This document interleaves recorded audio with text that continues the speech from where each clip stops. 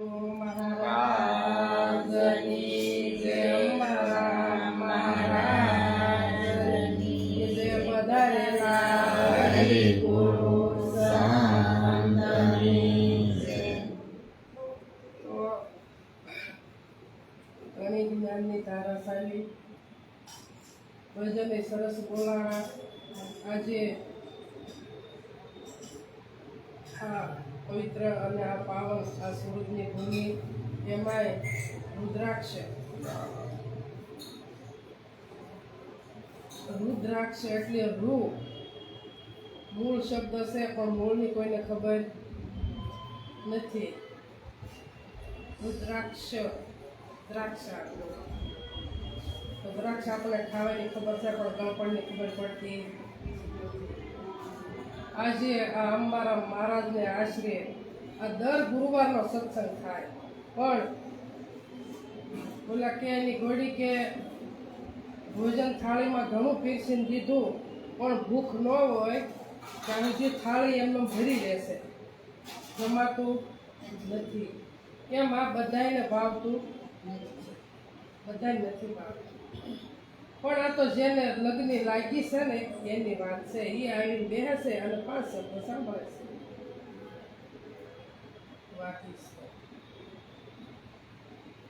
તોય આવ્યો છે પણ જાણ્યો નહીં, અને મનુષ્ય દેહનો મરમ. શેર લોટને કારણે આ ખોટી બાંધ્યા કરમ. તો તલમાં તેલ સૂપી રહ્યું, અને સકમકમાં છે યાર. તારો પ્રીતમ તારી પાસે વસે, જાગી શકાય તો જાય. સદગુરુ મહારાજ. વિરાજ બાપુએ કીધું કે નિરાજ નૌકા નામ કી તાંબે બેસે આય, બહાર પહોંચાડે પલકમાં બહર ફેરાનો ખાય. નિરાજ બાપુ એમ લખ્યું, એનો શબ્દ એને રજૂ કર્યા કે નિરાજ નૌકા નામ કી.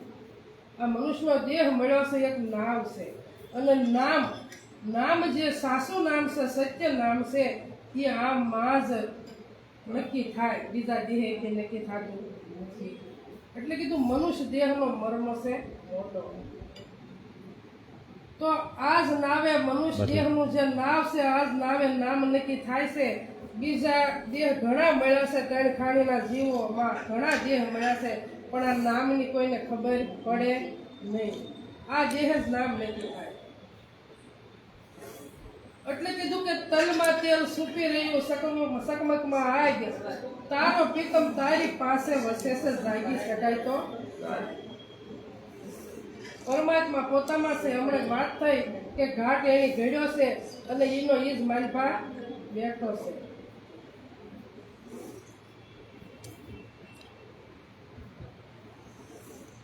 એને જ ઘાટ ઘડ્યો છે, પણ ઘાટ ઘડનારો જુદો છે. એને પ્રાણ માલપા મૂક્યો છે. સુવાસ જે ચાલે છે, પવન રૂપી પ્રાણ એને માલપા મૂક્યો છે, પણ ઘડનારો ઘડ્યો એને હામાં ઉભા રહે ને, પણ ઘડનારો પાછો જુદો છે. એટલે સંતો આમે લખે છે ને આમે લખે છે. સંતો લખે છે કે તારે રહેવું ભાડાના મકાનમાં. તો જો પરમાત્માનો દેહ હોય તો આ મૂર્તિમાં મળી જાય છે. આ ઘડનાર